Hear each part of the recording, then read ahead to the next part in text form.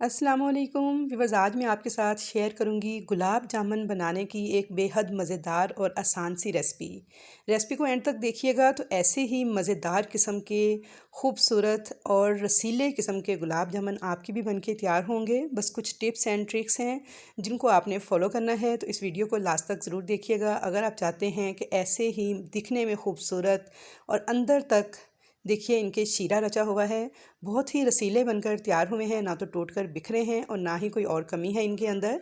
बहुत ही मज़ेदार गुलाब जामुन बहुत ही आसान तरीके से मैं आपको बनाना सिखाऊंगी, तो आप इस रेसिपी को एंड तक ज़रूर वॉच कीजिएगा, तमाम स्टेप्स को फॉलो कीजिएगा, तो इंशाल्लाह ताला ऐसे ही मज़ेदार और बेहतरीन किस्म के गुलाब जामुन आप पहली ही बार में बहुत ज़बरदस्त किस्म के तैयार कर लेंगे।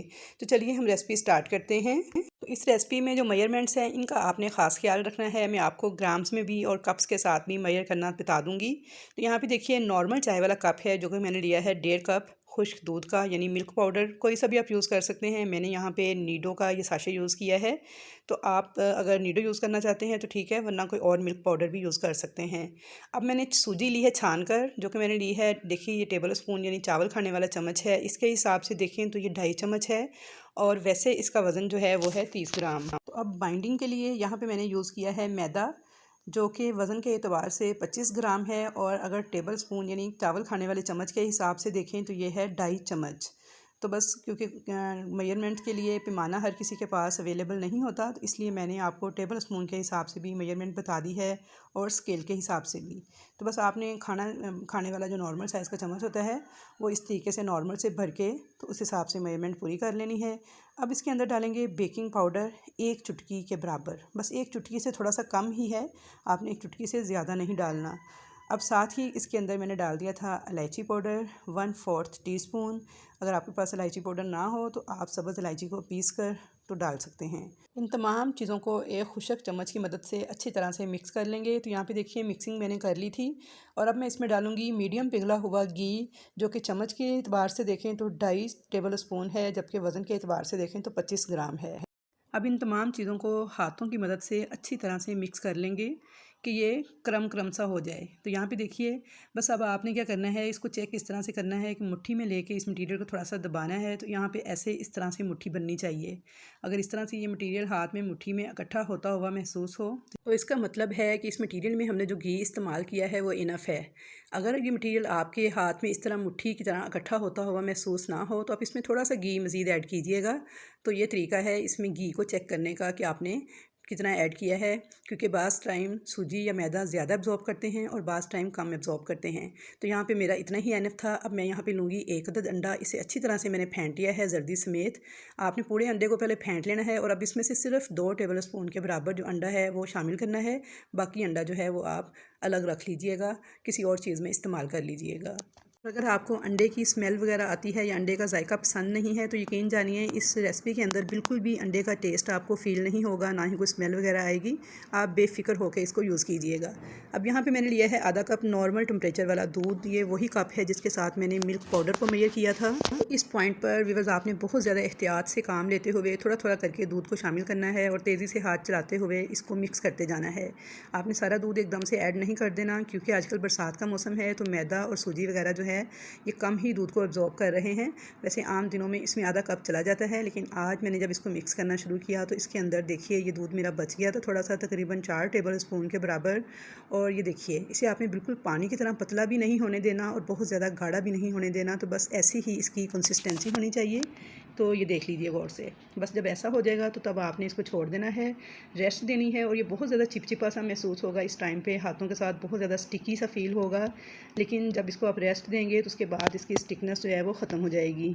तो अब यहाँ पे मैंने एक स्पैचुला की मदद से किनारों को अच्छी तरह से साफ़ कर लिया था, और ये देखिए ये दूध मेरा बचा है जो तकरीबन 4 टेबल स्पून के बराबर है।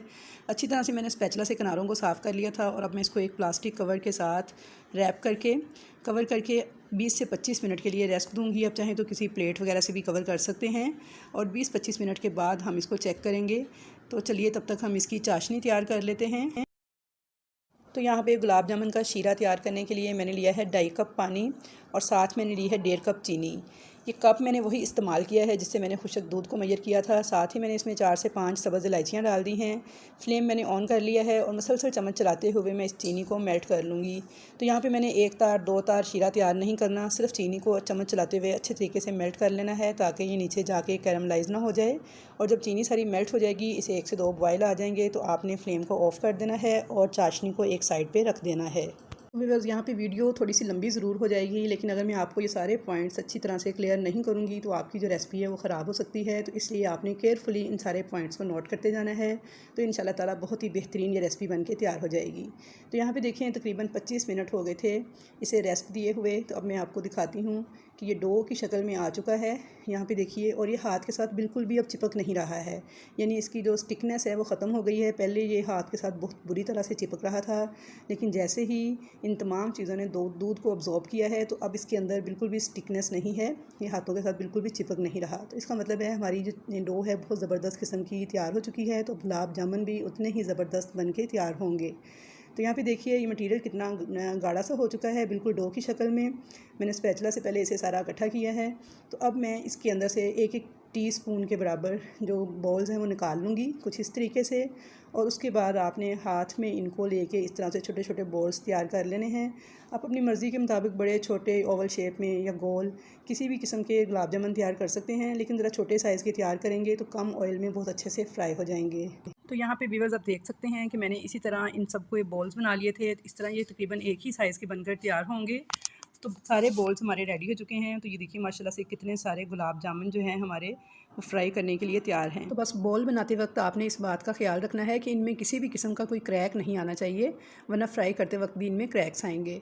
तो यहाँ पे देखिए मैंने ऑयल ले लिया था एक कढ़ाई में और बिल्कुल हल्की सी आंच पे इसको इतना हल्का गर्म किया है कि मैंने उंगली अंदर डिप की है तो बिल्कुल भी मुझे जलती हुई महसूस नहीं हुई, यानी काबिल बर्दाश्त हद तक ये ऑयल गर्म था। तो बस इतना ही हमने इसको गर्म करना है और बिल्कुल लो फ्लेम पर ही हमने इन गुलाब जामुन को फ्राई करना स्टार्ट करना है। तो यहाँ पे अब मैं इसके अंदर ये सारे बॉल्स डालना स्टार्ट कर दूँगी और अब देख सकते हैं कि बिल्कुल भी बबल्स नहीं बन रहे हैं, यानी बिल्कुल हल्का सा हमारा ये ऑयल जो है ये गर्म है। तो इस टिप को आपने ख़ास तौर से नोट करना है, क्योंकि अगर आप तेज़ आंच पर इसको फ्राई करेंगे तो फ़ौरन से इन पर कलर आ जाएगा और अंदर से ये कच्चे रहेंगे, ना तो जूसी बनेंगे और ना ही फिर शीरे को अब्जॉर्ब करेंगे।